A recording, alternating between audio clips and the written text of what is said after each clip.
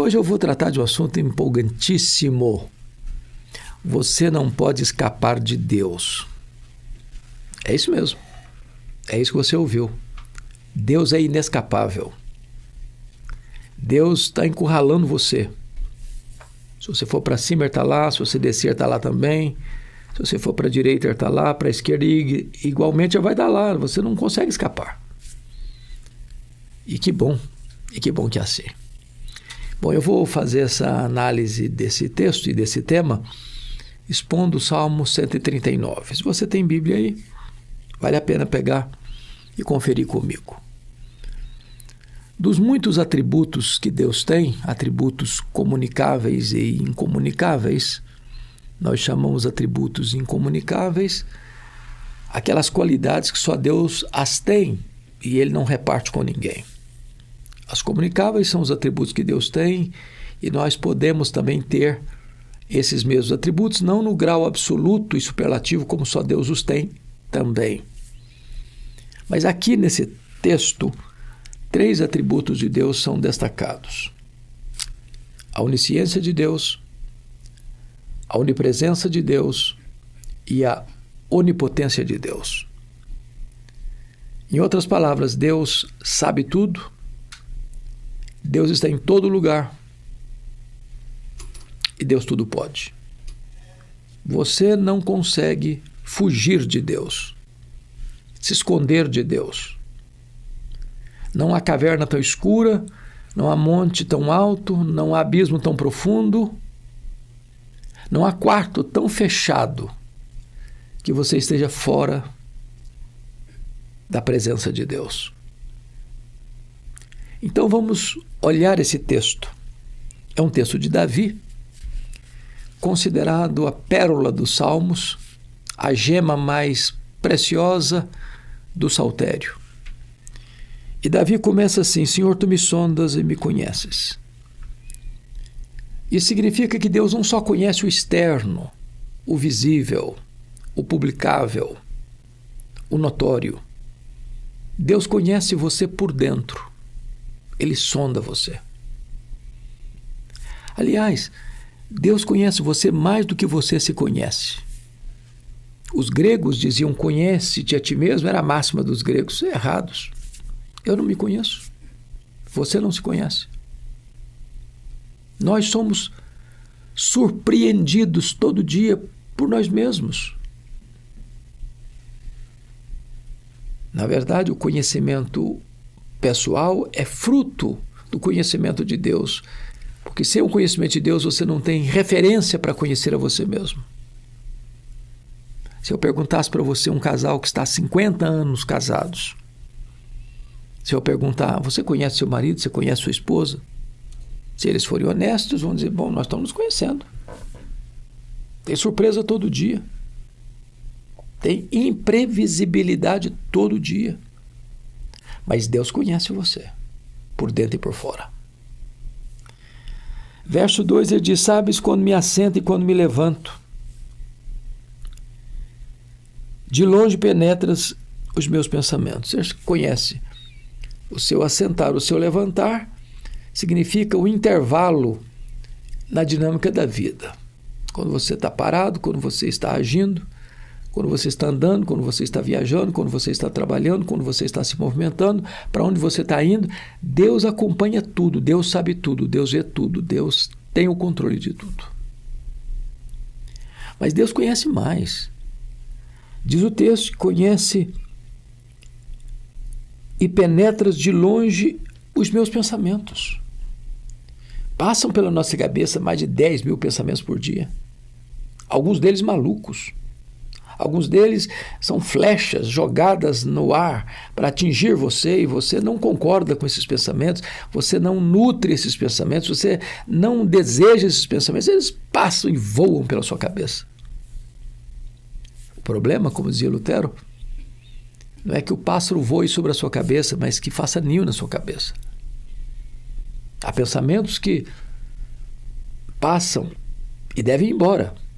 Outros que são bons, guarde, nutra, medite, rumine tudo isso, recicle tudo isso para o seu bem. Mas Deus sabe o que você fala e o que você pensa. Versículo 3. Esquadrinhas o meu andar e o meu deitar, e conheces todos os meus caminhos. E agora Deus vai mais fundo. Esquadrinhar é mergulhar lá nas entranhas, e mexer, como está lá oculto. Deus sabe tudo. Para Ele não tem coisa declarada e coisa escondida. Não tem luz, não tem trevas. Ele sabe tudo, Ele vê tudo, Ele enxerga tudo. Ele enxerga no escuro, Ele enxerga na curva. Ele enxerga o que já veio à tona, Ele enxerga o que não veio à tona. Ele esquadrinha, diz o texto, a nossa vida de tal maneira que Ele conhece todos os nossos caminhos. Há caminhos retos, há caminhos tortos, há caminhos longos, há caminhos curtos. Há caminhos que só você conhece, os seus amigos não sabem, mas Deus sabe, Deus conhece e Deus vê tudo. Você não pode fugir dele. Você não pode escapar de Deus. Você está encurralado por Deus. No versículo 4 diz assim: ainda a palavra me não chegou à língua, e tu, Senhor, já a conheces toda. A palavra é uma coisa fascinante, porque o discurso é como nós nos comunicamos. E os estudiosos da oratória, da retórica, dizem que você precisa ter no gatilho 8 palavras, não proferidas ainda, engatilhadas, prontas para serem proferidas. Isso implica você ter um bom vocabulário, para você, na hora que precisa usar um sinônimo, tê-lo na mente, na manga. Você precisa ter uma boa gramática para você se comunicar sem atropelar a gramática. Você precisa ter a palavra certa na hora certa, no ambiente certo, no contexto certo, com as pessoas certas.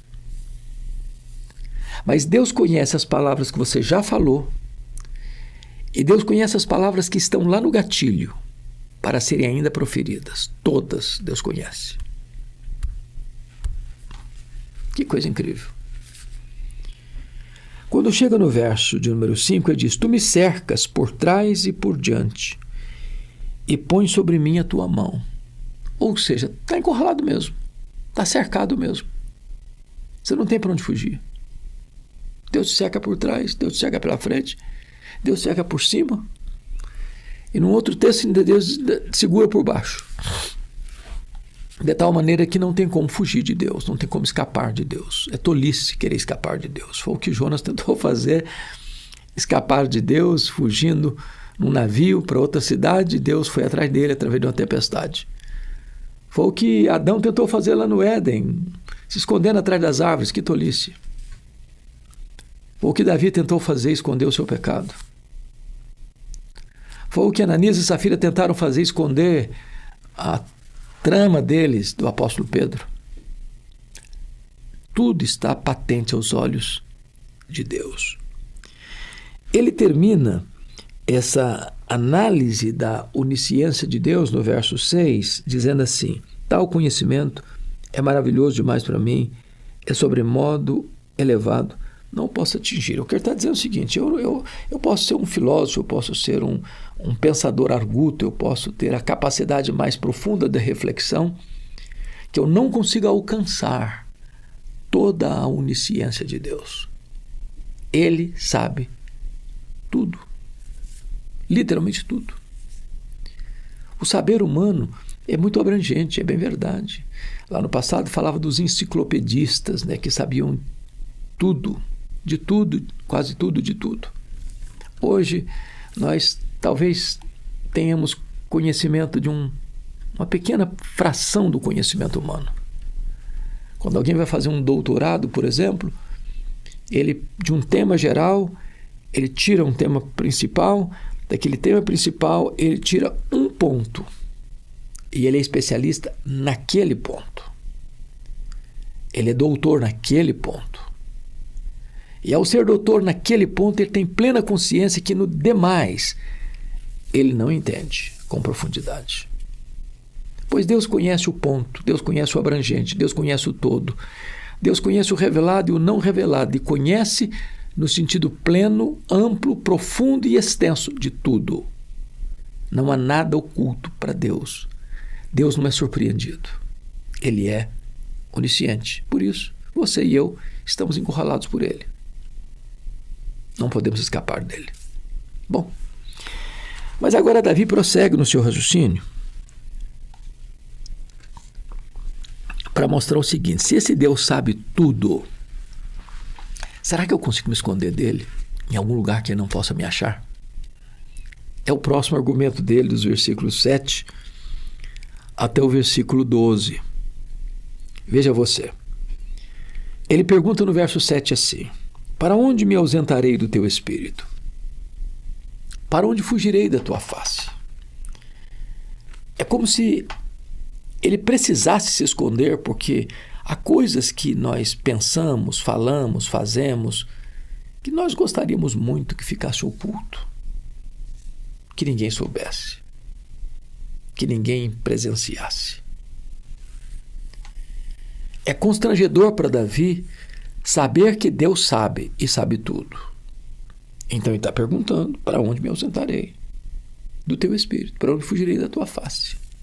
Será que tem uma montanha tão alta que ele não esteja? Será que tem um abismo tão profundo que ele não esteja? Será que tem um ambiente, um local, uma geografia, um espaço no universo que Deus não esteja? Verso 8: se suba aos céus, lá estás. Se faça a minha cama no mais profundo abismo, lá estás também. Então ele pega os dois extremos, de cima e de baixo, e vai, e sobe, sobe, sobe, sobe, sobe, sobe. Deus está lá.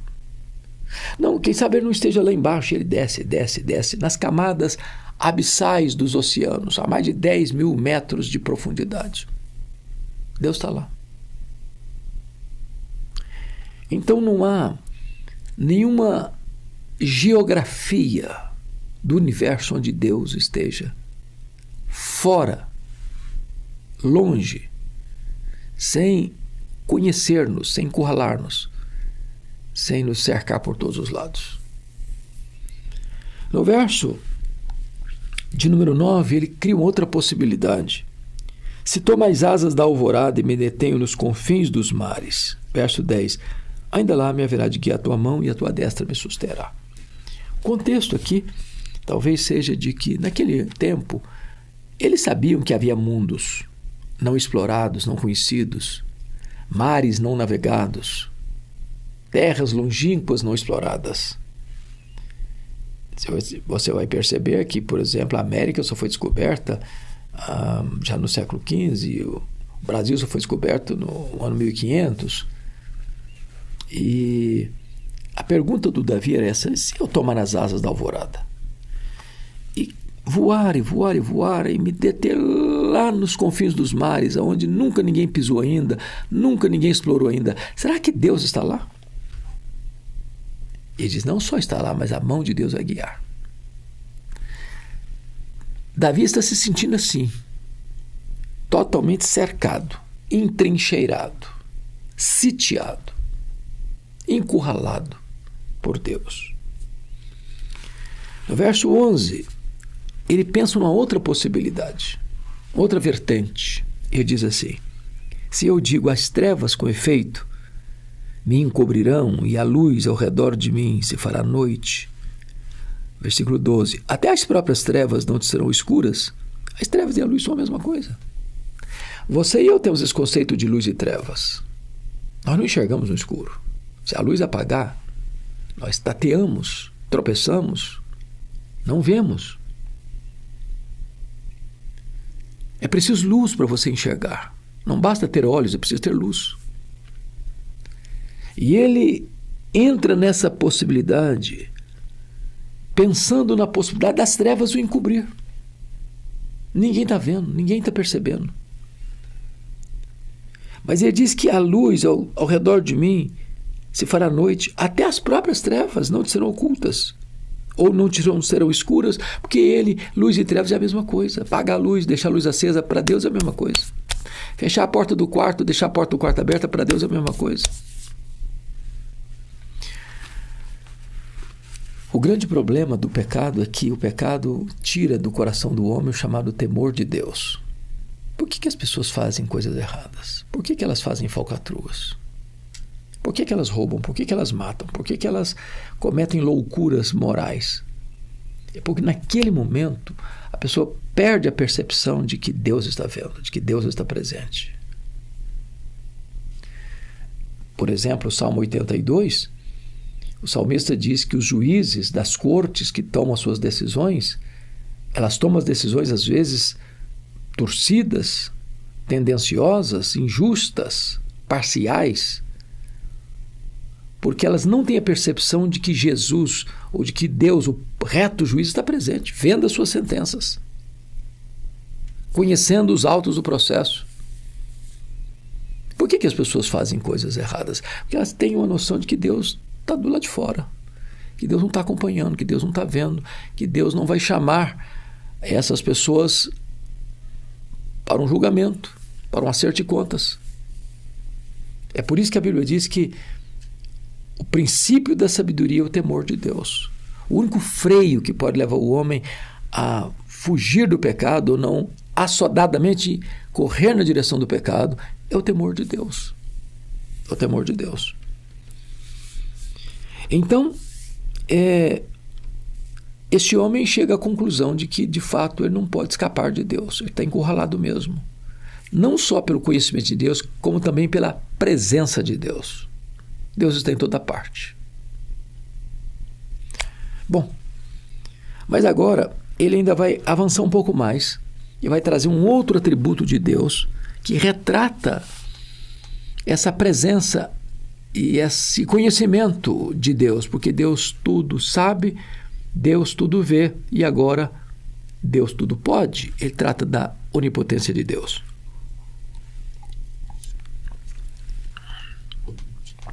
Ele começa assim no verso de número 13.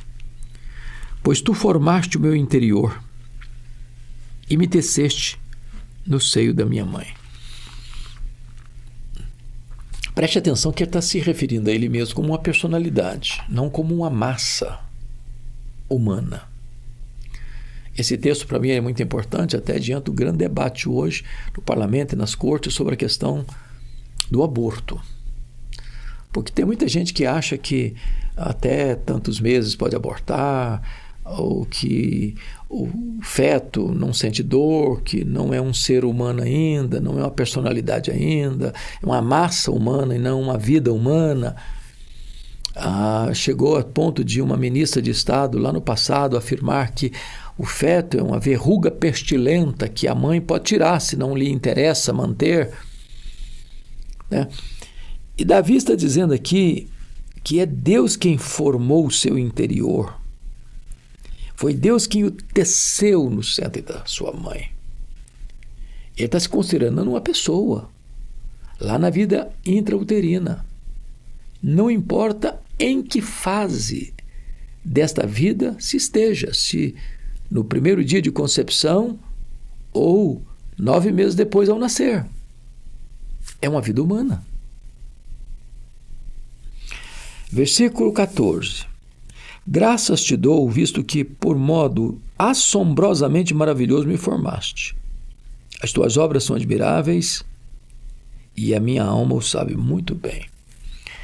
É curioso porque Davi está vivendo 1000 anos antes de Cristo. Portanto, Davi está falando isso aqui há 3000 anos.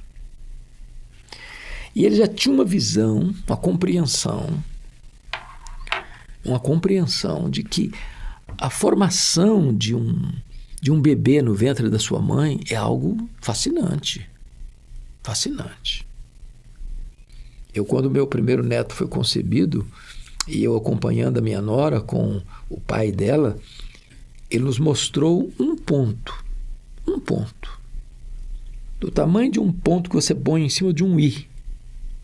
E ele nos disse, esse ponto aqui é o neto de vocês. Saber que naquele ponto tinha todo o potencial da vida, que dali se desenvolveria um corpo com cabeça, tronco e membros.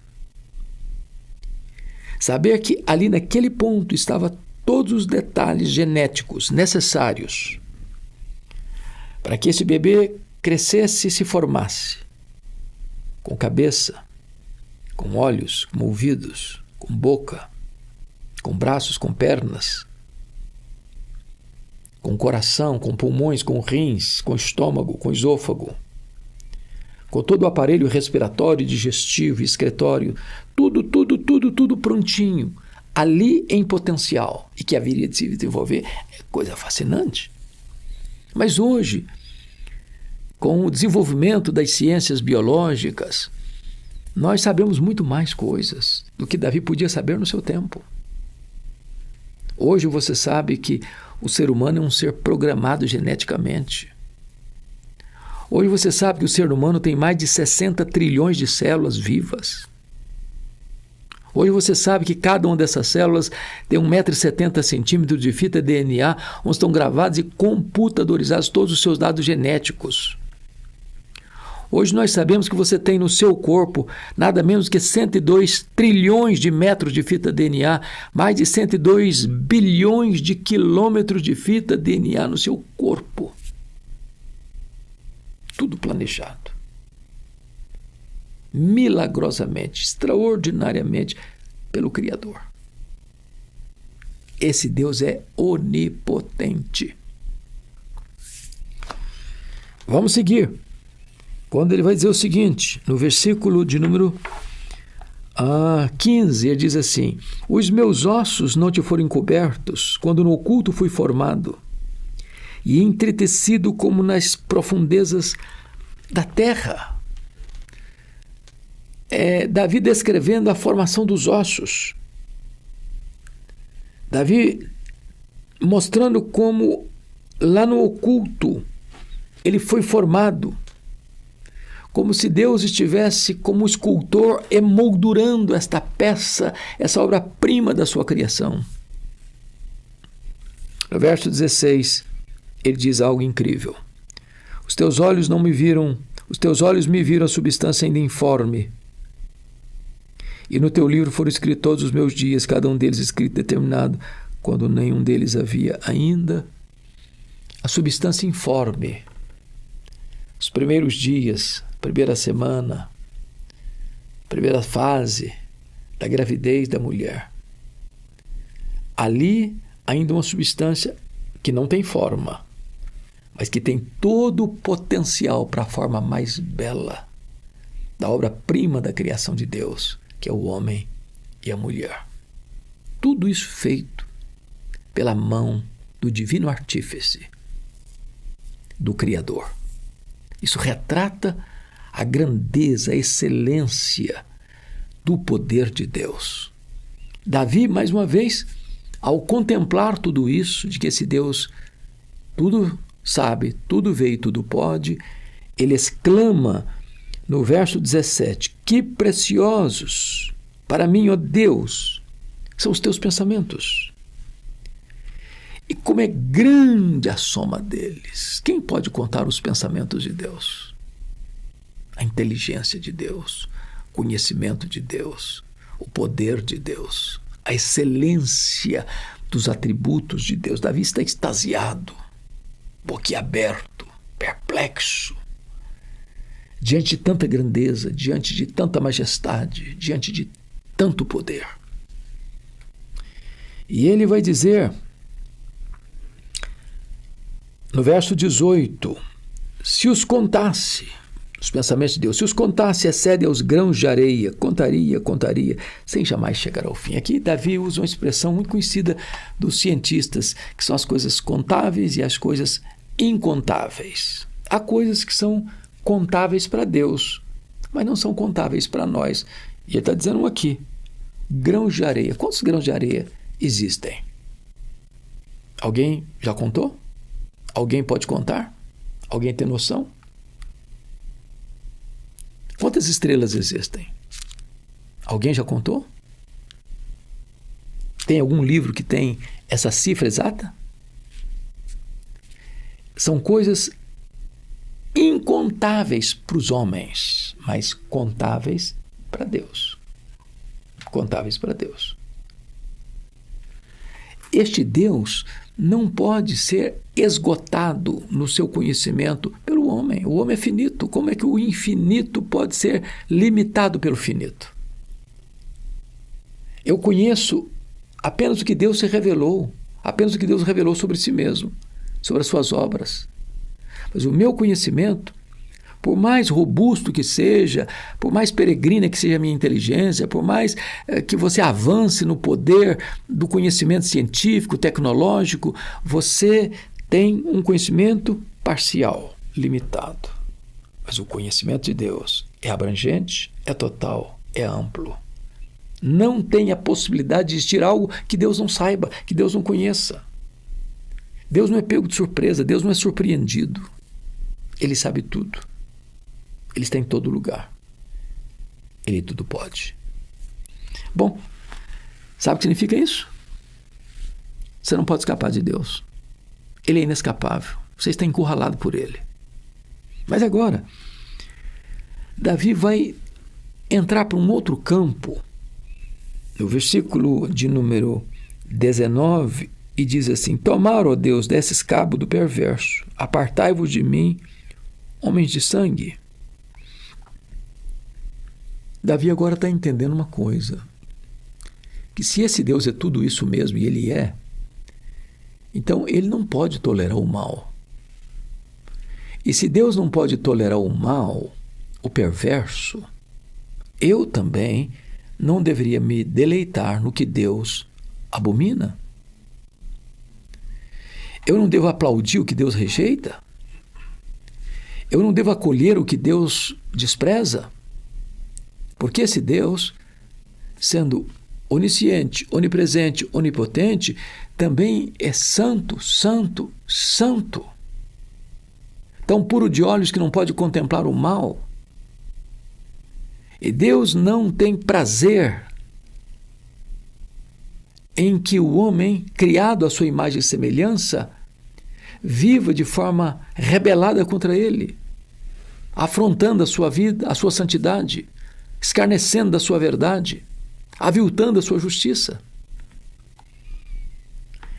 Então chega no verso 20, ele diz assim: Eles se rebelam insidiosamente contra ti, e como teus inimigos falam malícia. Olha que tolice. O homem se levantar e falar insidiosamente contra Deus, e zombar de Deus, escarnecer de Deus, como se Deus fosse inofensivo para ele, como se ele pudesse escapar de Deus à revelia sem nenhuma consequência. Que tolice! Às vezes as pessoas estão fazendo isso hoje. Não, eu falo, eu contesto, eu blasfemo, eu tomo a decisão que eu quiser tomar na contramão da vontade de Deus, e Deus não está nem aí, eu não estou nem aí para Deus também, e estou vivendo, e estou escapando, e nada vai me acontecer. Cuidado, Deus está dando corda. A hora que Deus puxar essa corda, vai ser uma tragédia para você.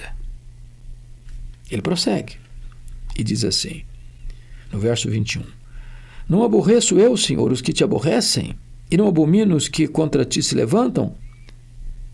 Aborreço-os com ódio consumado. Para mim são inimigos de fato. O que Davi está tendo aqui não é uma raiva descontrolada, um temperamento destemperado. Não.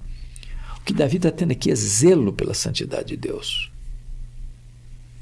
Assim como Deus não pode reagir da mesma maneira com a virtude, com o vício, com a abominação e o louvável, com o puro e o profano, com o aceitável e o rejeitável, eu também não posso ter a mesma reação de deleite naquilo que Deus abomina.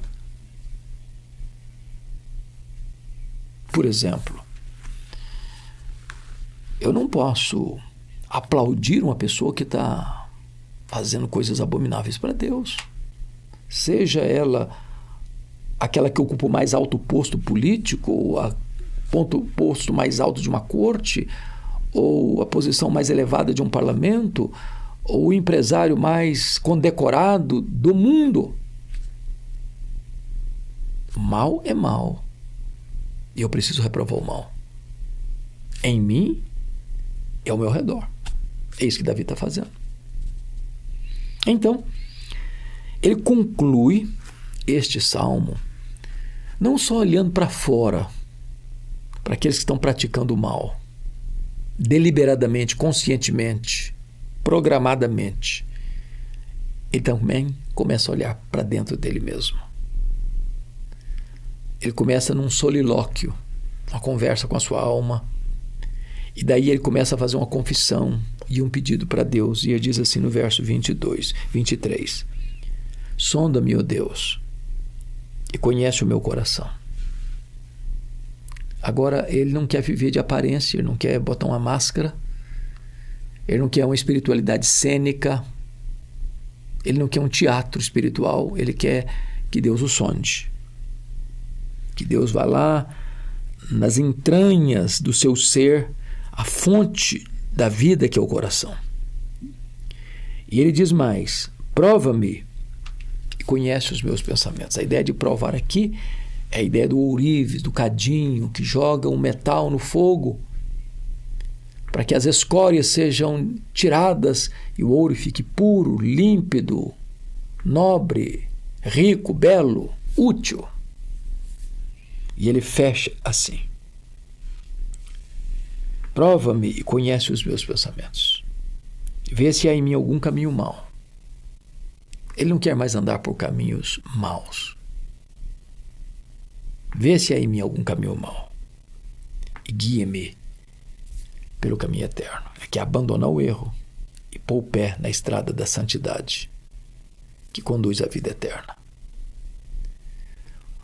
O conhecimento de Deus é a causa principal de uma vida de santidade. A Bíblia já denuncia isso: errais não conhecendo as Escrituras. O meu povo está sendo destruído porque falta o conhecimento. Quanto mais você conhece a Deus, mais você admira a Deus, mais você adora a Deus, mais você se deleita em Deus, mais você tem prazer em imitar a Deus, mais você quer andar com Deus. Preste atenção, você não pode escapar dele. Você está encurralado por ele. Ele te cerca por trás, por diante, por alto, embaixo.